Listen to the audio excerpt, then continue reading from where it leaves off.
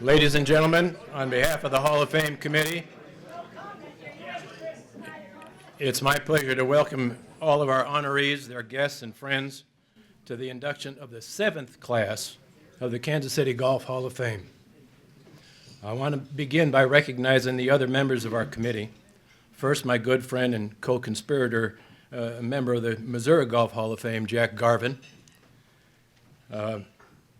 Martha Linscott, a multiple-time qualifier for USGA events, winner of the Kansas Women's Mid-Amateur this year, and the Mid-Am and Senior Women's Player of the Year.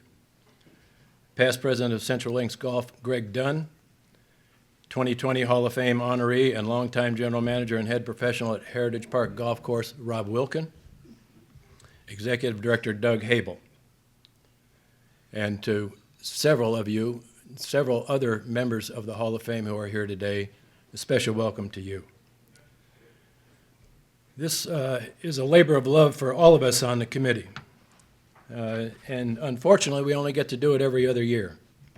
Back in 2012, the Kansas City Golf Association was celebrating its centennial. And the Hall of Fame Committee was one part of our recognition of 100 years of serving golf and golfers in this area. The goal then, as it is now under the banner of Central Links Golf, is to preserve our past and honor the accomplishments and contributions of those who laid the foundation for the game we love today. This year's class is a continuation of the standards we have set to make the Kansas City Golf Hall of Fame a cherished honor. As you can see from the list of the 24 previous honorees in your program, it's not the Hall of Pretty Good. It's not the Hall of Longevity. It's not the Hall of Friends and Buddies. It's the Hall of Fame. So without further ado, this is my friend and co-conspirator, Jack Garvin. Thank you, Don. We have served on the Hall of Fame committee since its inception. With pleasure. All right, Marty Sallaz, Clinton High School, 1975, Mizzou, 1979. Just wanted to get that out there and let you all know that those are the facts, okay? For competitive amateur golfers, there are various venues that they try to excel in and find success. One is their state amateur championships, which are held once a year, sometimes lasting as much as a week if you make it all the way, which Marty did. The Missouri Amateur has been played 118 times, just to put a little history onto this, since 1905. And the Kansas Amateur has been played 114 times since 1908. And Marty has won both of those. Won the Missouri Amateur in 1990 at Hallbrook, and he won the Kansas Amateur at the Kansas City Country Club in 1995. He was also runner-up 3 times in the Kansas Amateur. So that was another week-long tournament, wasn't it, Marty? Yeah. And he was medalist in 1996. Okay, that's the first venue in which golfers try to achieve success.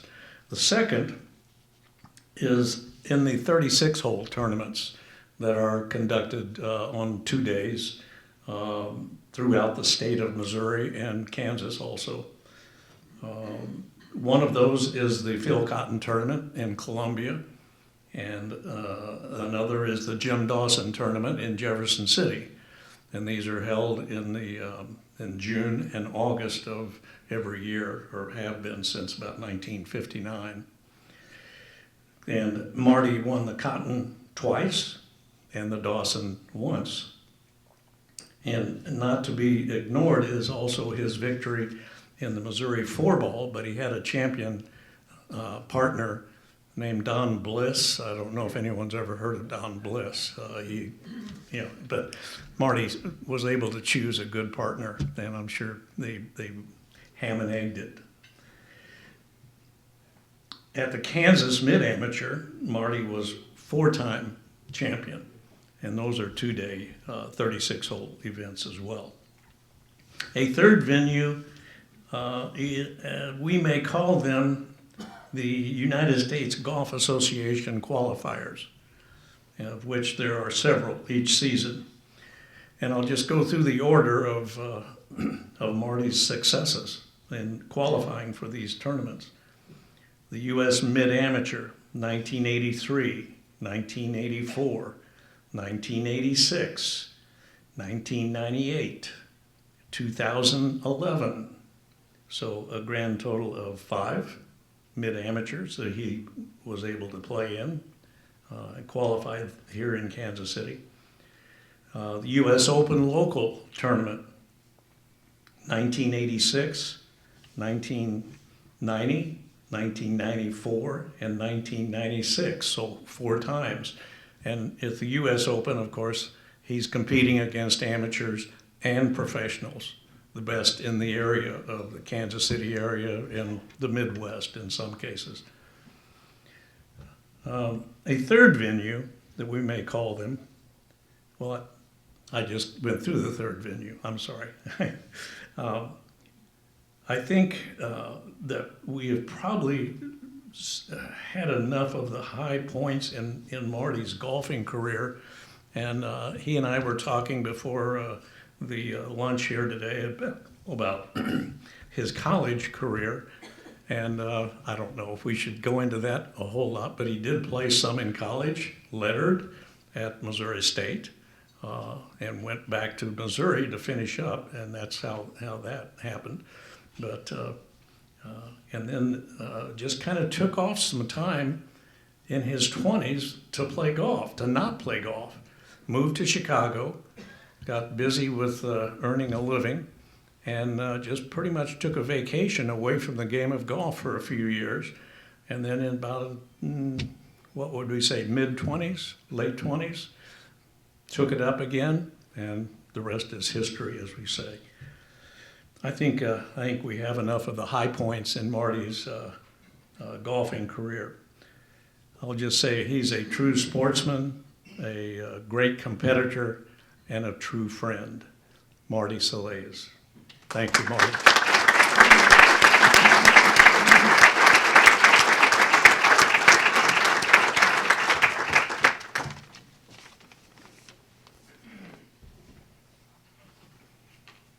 Some of you may know this. I know there are a few out there that I really don't like talking about myself.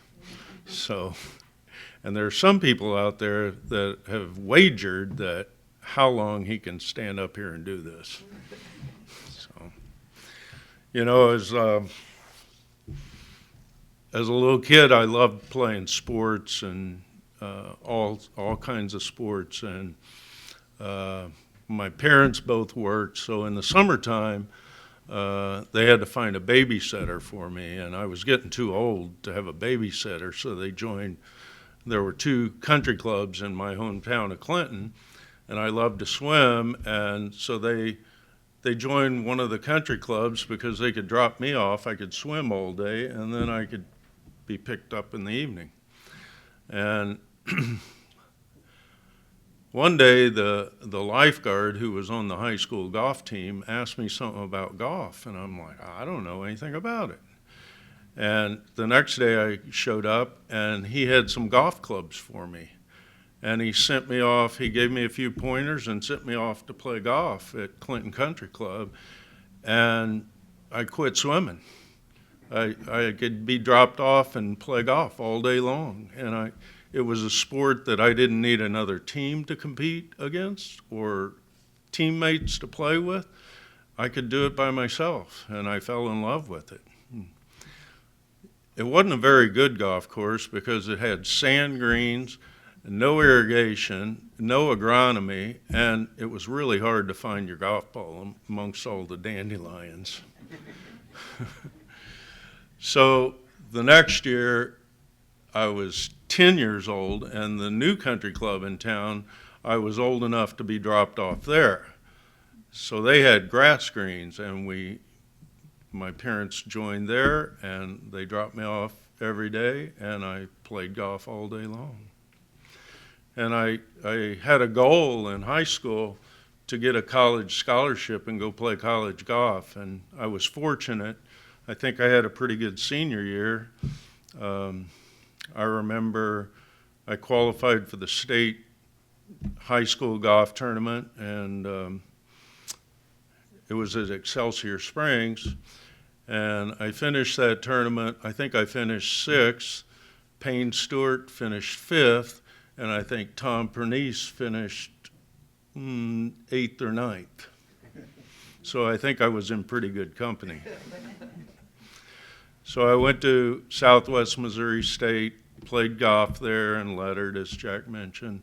But I was disgruntled with the program, so I told my parents I wanted to go to MU, went to MU, had to sit out a year because of the NCAA rules. And the coach said, I don't think you can play and beat anybody on the team, so I gave up golf.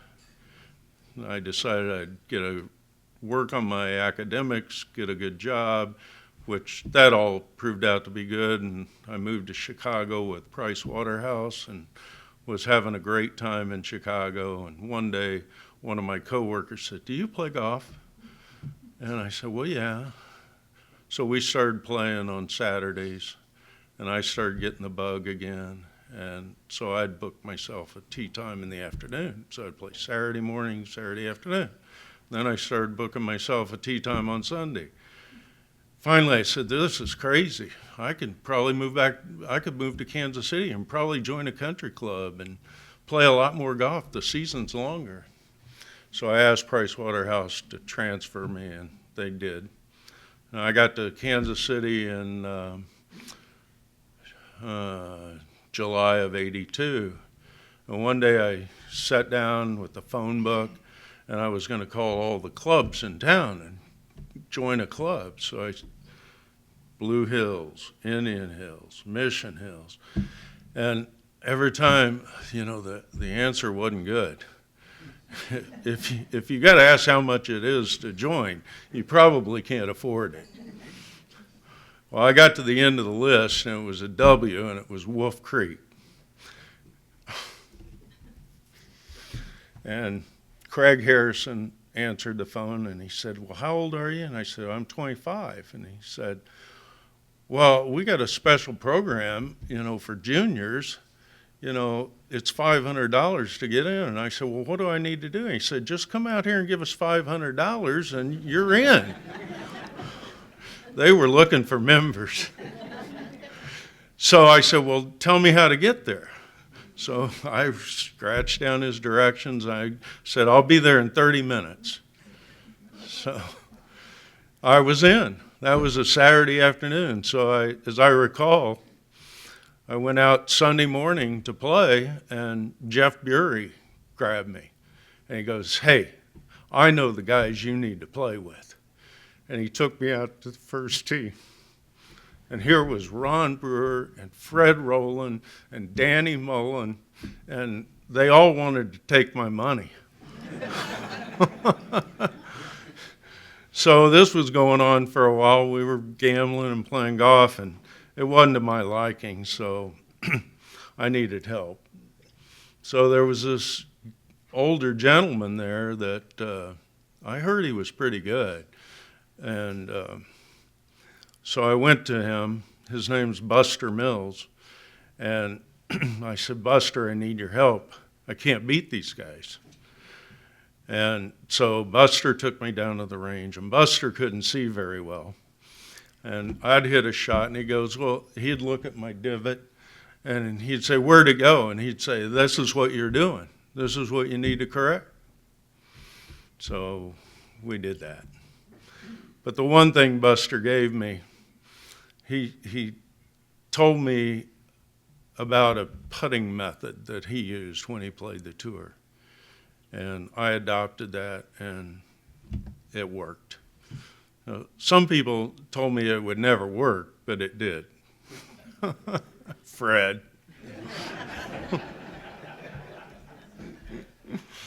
Oh, so that's how it all got started. And Jack's told about the rest. You know, it's not about what I won or anything like that. It's all about the friendships I made. One amazing story, it happened early. It was somehow I qualified for the Kansas Amateur in '83, and it was being played at Prairie Dunes. And someone set me up with a family to stay with that week. And as Jack mentioned, you know, it can be a whole week. And I played well that week. I don't know how, but I did. And I made it to the semifinal. And I think it was Friday evening. I was staying with Frank and Barbara Jackson that week. And every day I'd get up early and go to the golf course and play. And then I'd stay late and practice. And I came home, and Barbara was, they were older people, and they were trying to eat healthy. And she's like, why don't you go shower up? Would you like a scotch, you know? And I'm like, well, sure. And then she's like, we're having some grilled fish and vegetables. I'm like, that's great. This went on all week. And I think it was Friday evening, and Frank said to me, he said, do you like cognac? And I'm like, I'm 25. I'm like, I don't know. Don't think I've ever had it. And he said, you know, in World War II, I was there when we raided Hitler's bunker. And I got this bottle of cognac I've never opened. So we had some cognac. It's just the friendships and the memories. It's not about the championships. Thank you. Appreciate it.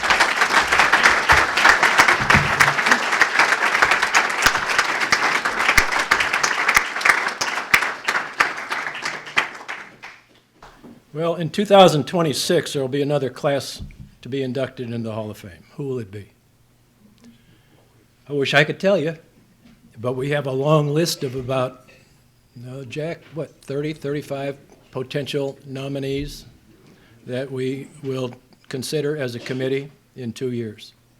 And when we come up with those names, and by the way, I didn't mention that all of these honorees were voted on by a fairly broad group of electors. The members of the Central Links Board of Directors, all the living members of the Hall of Fame, unless their ballot got lost in the mail, Fred, representatives of the Midwest Section PGA, and representatives of the Golf Course Superintendents Association of America.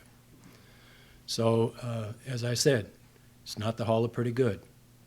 It's the Hall of Fame. Well, I hope we'll see a lot of you back here or in our next induction in 2 years. And thank you very much for being here.